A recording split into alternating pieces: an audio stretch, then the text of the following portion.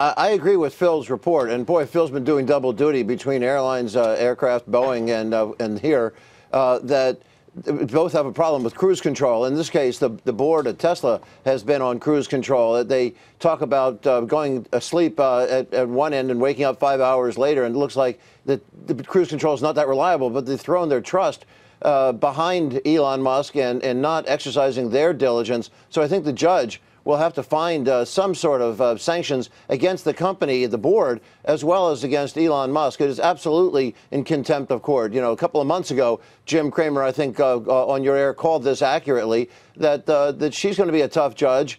And this was an agreement, a legal agreement he made. It's not just between the S.E.C. now and Musk and Tesla, but it's also with the judge. This is the justice, system that he is showing such outright contempt over. And it was maybe a small mistake. Some people would say $100,000 car, production level. But that on top of the 31% plunge, and I feel you have to agree from the original numbers, and not just down 10% from the lowered expectations, but down around 31% from where we were just a few months ago in the expectations.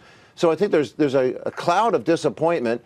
And the judge is going to see that she's got to come up with some sort of ruling against these continuous infractions. The whoops, I've done it again was what when Britney Spears did that. She was 19 years old when she sang that song. Musk is still singing that song. Hey Jeff, how though, given the structure of the company, his ownership levels, how do you implement some kind of punishment if that's what the judge decides they want to do that has teeth?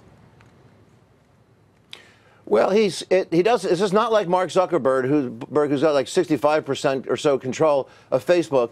He has some 22%, I believe.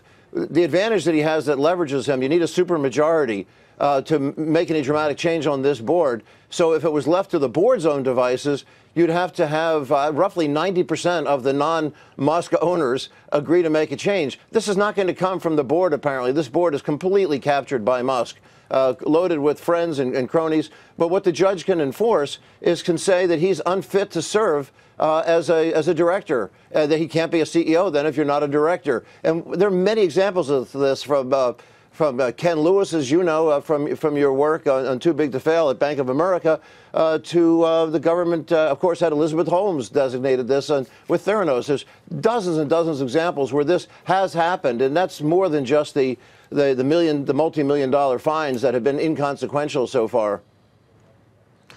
Jeff, we heard from Gene Munster, and his take was that, look, even if in his idea, the worst case scenario where Elon's stripped of his chairman title, is not allowed to do anything, have direct contact, he still thinks that's not a terrible outcome for the company. I know you're not an analyst that looks into this, but what is your general take on that?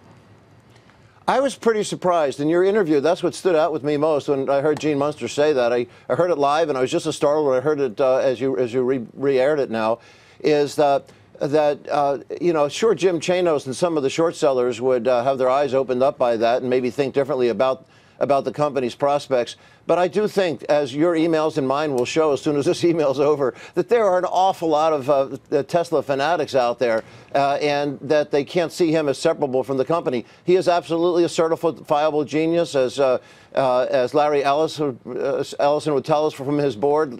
Who of us have challenged the Almighty, have ever landed a rocket on a robot raft in the ocean? I mean, he has done amazing things with his technological genius. He had no cars in 2011. Now he's producing somewhere close to 500,000 a year. That is amazing. However, Ken Olsen of Digital, he also was a genius. The Ed Land of Polaroid, he also was. Ann Wang of Wang Laboratories. These are geniuses. And for that matter, Nikolai Tesla himself was every bit as much of a genius. And Tesla died ultimately in failure and was found by a maid in New York in his hotel room, living alone as a hermit. Is that you can see that sometimes these dragon slayers early on start to resemble the dragons themselves later on in their careers, and he has these self-destructive instincts. And so I think Munster's onto something. There are a significant number of people that think he's so volatile. Make him chief technology officer. Larry Ellison has had that title. Yep. Bill Gates has had that title. Stepping out of the CEO's role, yep. There are opportunities.